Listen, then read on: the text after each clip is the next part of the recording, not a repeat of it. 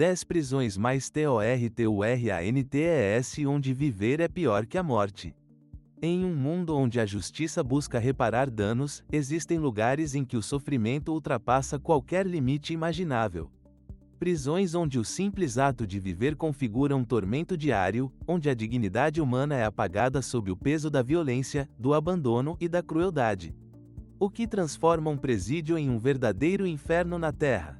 Quais segredos ocultos por trás daqueles muros lúgubres guardam as histórias mais sombrias da condição humana?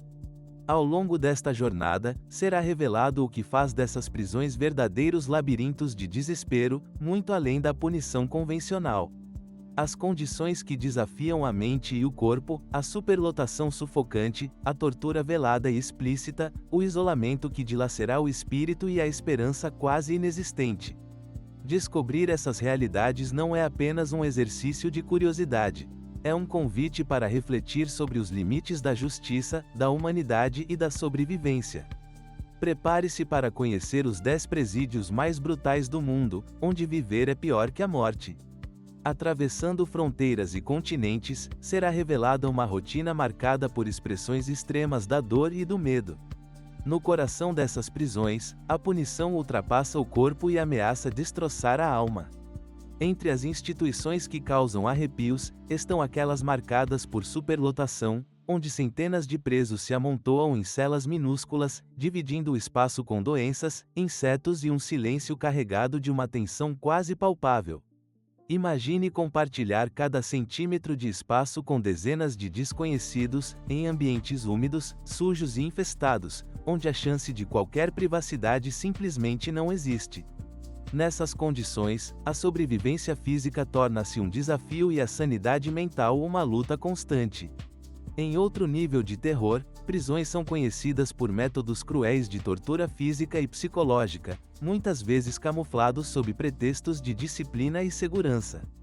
Os relatos de abusos, agressões e práticas degradantes ultrapassam os limites do aceitável e apontam para um sistema que, em vez de reabilitar, busca destruir. É comum que presos sinalizem a experiência de uma rotina de medo constante, onde ameaças invisíveis permeiam o ar e a solidariedade é sufocada pelo instinto feroz de sobrevivência individual. Em certas instalações, a vigilância se transforma em uma arma silenciosa de tortura, acompanhando cada movimento, invadindo cada minuto, usando a privacidade como moeda de poder. A privação sensorial se constitui como um castigo ainda pior, mergulhando indivíduos na escuridão sem fim, onde o tempo passa sem sentido e a mente começa a traçar cenários de loucura. Reforçando esse cenário desolador, a alimentação insuficiente, negligência médica e ausência de higiene potenciam um ambiente letal. Doenças se espalham com facilidade, e a morte, que já parece uma sombra constante, torna-se uma companhia quase inevitável. A crueldade não está apenas nas mãos dos homens, mas no descaso oficial, na institucionalização do sofrimento.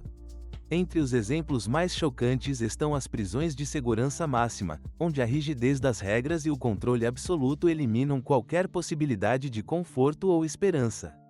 Nessas fortalezas, a sensação de estar preso não está limitada ao corpo, mas se alonga para uma prisão mental, potencializada pelo isolamento prolongado. Em um desses locais, relatos indicam que o isolamento flexiona a mente como aço ao fogo, um confinamento que transforma dias e meses em eternidades, medidas apenas pelo desgaste emocional e psicológico que quase sempre resulta em colapso. Em outro caso, uma prisão conhecida pela violência extrema impõe regras sanguinárias entre os próprios detentos, onde a luta por poder e território gera ciclos intermináveis de vingança, amplificando o temor e o controle. Lá dentro, sobreviver significa aceitar alianças forçadas, ter medo constante e carregar feridas que nem o tempo consegue curar. Também chama a atenção o fenômeno da superlotação, que torna as prisões verdadeiros caldeirões de tensão prestes a explodir. Os episódios de rebeliões são explosões de um sistema falho, que cria um ambiente onde o medo vira arma de sobrevivência e a violência se alinha como rotina diária.